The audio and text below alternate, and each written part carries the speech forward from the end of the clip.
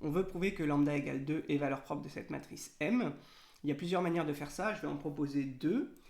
La première, c'est de résoudre le système mx égale lambda x pour trouver une expression paramétrique de l'espace propre associé à la valeur propre 2. Donc on introduit une matrice colonne de M3, 1 de R et on résout mx égale 2x. Donc 3x plus 2y plus 5z égale 2x. 4x plus 2y plus 4z égale 2y. Et 2x plus y plus 6z égale 2z. Alors, je vais me ramener à un système homogène, donc je vais retrancher 2x ici, 2y là et 2z là. Donc x plus 2y plus 5z égale 0. 4x plus 4z égale 0 et 2x plus y plus 4z égale 0. Alors, je pourrais faire le pivot de Gauss, mais ici j'ai l'impression que j'ai plus vite fait d'exprimer x en fonction de z grâce à la deuxième équation.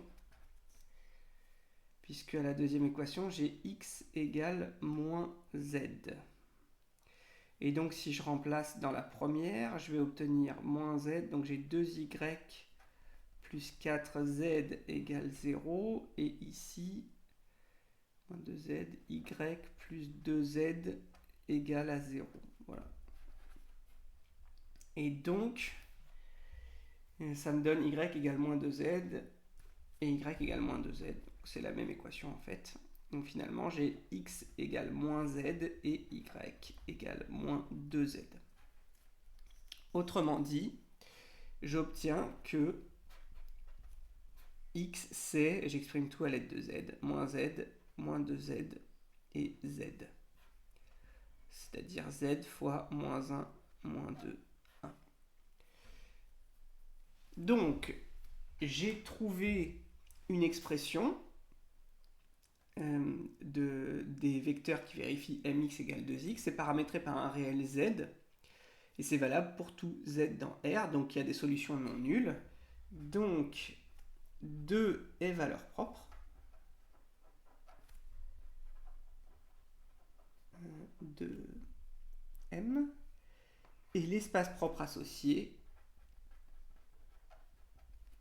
c'est l'ensemble des z fois moins 1, moins 2, 1, avec z dans R. Autrement dit, c'est l'espace engendré par la matrice colonne moins 1, moins 2, 1, qui est une matrice non nulle, évidemment, donc la dimension de cet espace propre, c'est 1. Voilà. Donc ça, c'était la première méthode où on décrit en fait l'espace propre associé et on constate que, eh bien, on a une solution différente de 0, 0, 0, et donc lambda est bien valeur propre. Et on a trouvé au passage la dimension de l'espace propre et même une base de l'espace propre.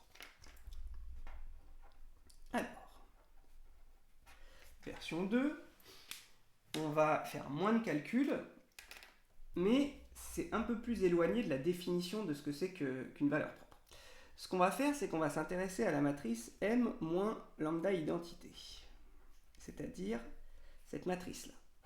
1, 2, 5, 4, 0, 4, 2, 1 et 4. Et mon but, c'est de prouver que cette matrice-là n'est pas inversible.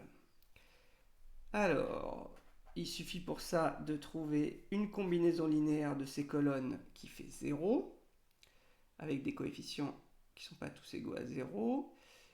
Alors, je peux faire un test de liberté pour la trouver, mais là, j'ai l'impression que je vais trouver assez rapidement, parce que si je fais C1 moins C3, j'obtiens moins 4, 0, moins 2, et donc ça fait moins 2 fois C2. Voilà. Donc en fait, j'ai C1 plus 2C2 moins C3 qui est égal à 0.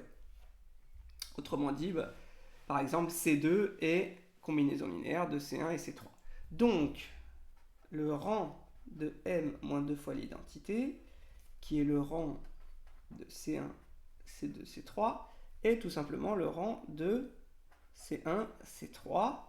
Et comme C1, C3, c'est deux colonnes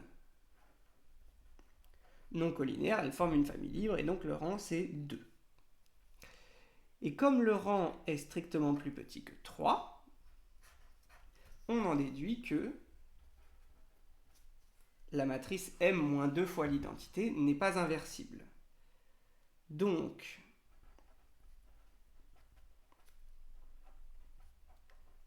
deux est bien valeur propre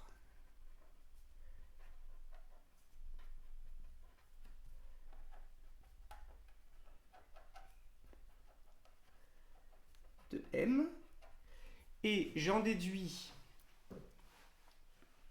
la dimension de l'espace propre avec le théorème du rang pour les matrices.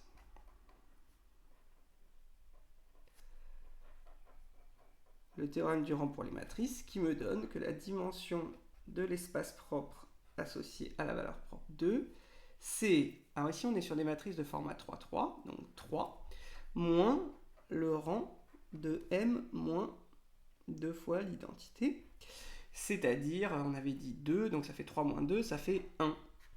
Et donc je retrouve la dimension 1. Alors c'est un peu plus rapide comme ça, mais c'est un peu plus éloigné de la résolution de mx égale 2x, qui est vraiment la recherche de vecteurs propres.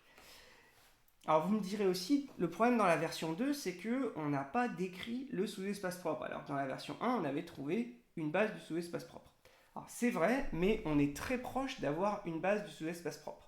Parce que comme on est avec un espace propre de dimension 1, il suffit de trouver un seul vecteur qui soit dans le sous-espace propre et non nul. Et ce vecteur, en fait, eh bien, on va le trouver grâce à cette combinaison linéaire-là.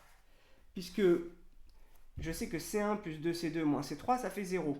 Sauf que pour obtenir C1 plus 2C2 moins C3, il me suffit de multiplier cette matrice-là par la colonne 1, 2 et moins 1. Parce qu'en faisant ça, je vais obtenir une fois la première colonne, plus deux fois la deuxième, moins une fois la troisième. Vérifions ça. On va dire remarque pour aller un petit peu plus loin que ce qu'on me demandait.